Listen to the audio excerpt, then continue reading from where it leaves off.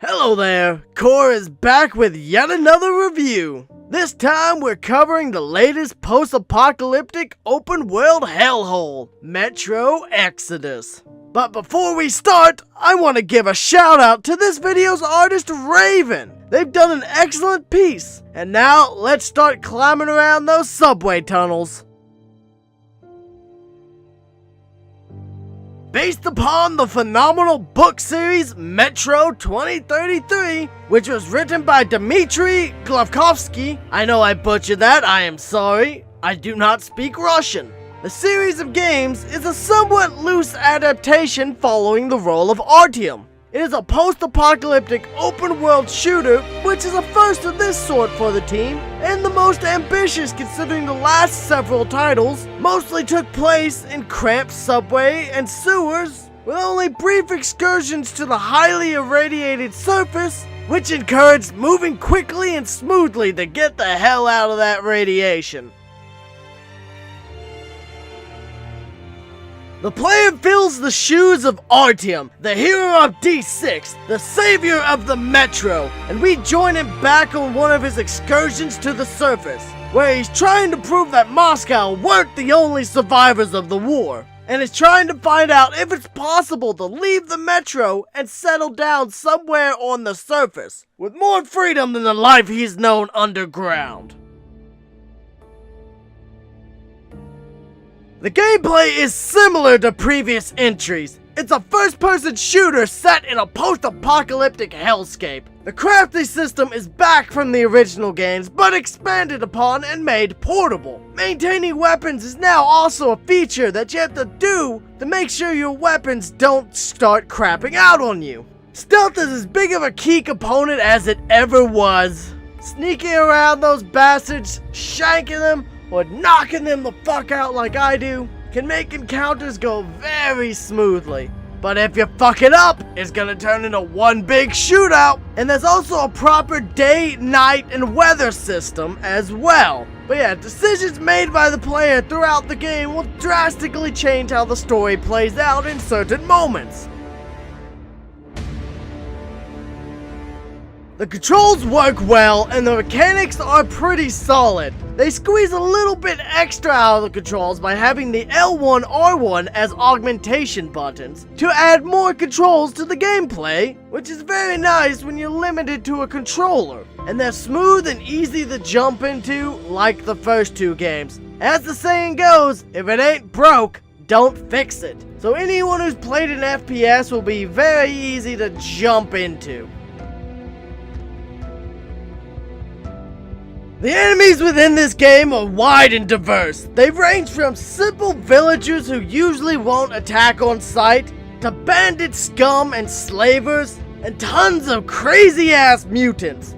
Lots of things to fight, kill, and run for your life from. At night, new monsters come out, like the classic electric anomaly, which is basically a giant ball of living lightning that just roams around frying anything it runs into. And that includes your ass too, so stay the hell away unless you want to be bacon. Fresh fried Artyom. Honestly, some of my favorite monsters in this game is probably the demons, or gargoyles as they're also referred to, which are giant mutated bats which will swoop over and try to pick you up and carry you off to eat.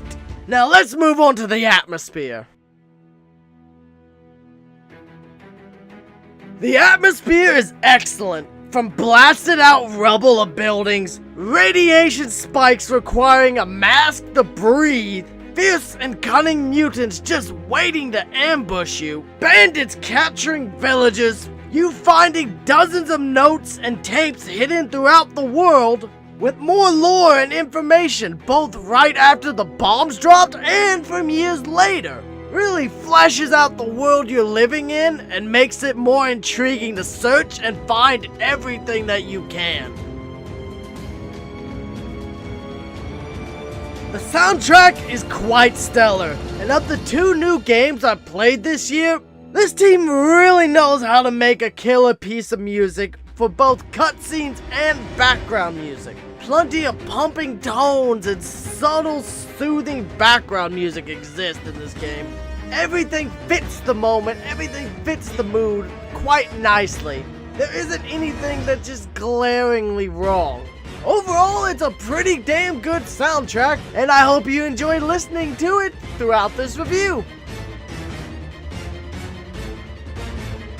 The graphics are pretty damn nice, and it's definitely an upgrade over the last two games, while also retaining that distinct feel of Metro. Another nice thing is how the weapons look jury-rigged and bolted together, and they also have a damage/dirtiness system that the more damage and dirt and grime they get on them, the more cleaning they require, or else they lose performance. Something I found to be pretty cool visually speaking. The biggest issue is the game's long load times, upwards of 2 to 3 minutes. Also, every now and then the frame rate can stutter, but I've only noticed it like twice in over 12 hours of playing. And even then it was only for about a second, then we were golden again.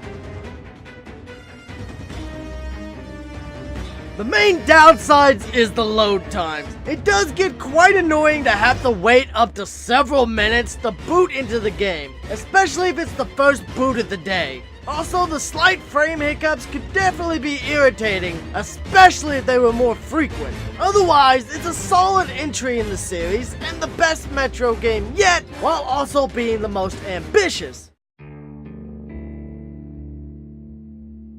Here we are, wrapping up yet another brand new review on a brand new game. As a big fan of the first two Metro games' unique stories and mechanics, I enjoyed seeing it brought back, but bigger and better this time around. And this is most definitely the best looking and the most mechanically defined and one of the most intricate stories in the series. The only issue I've really found with the execution is the slight frame drops and load times on the PS4. These may not be issues on the PC or on the newer PS4 Pros, but I cannot tell you from experience. I can only tell you what I played myself. I would definitely recommend it if you love post-apocalyptic or open-world games. And you would be doing yourself a disservice to not give this game a go. If you like this video, then hey, please give it a like to help the channel. If you're new, please subscribe for more content like this. And hey, if you feel like it, leave a comment letting me know what you liked about the video or the game. Make sure to give the artist who's linked down below some love as well. They've done an excellent job. This has been Core, and I'm signing off. Have a good one.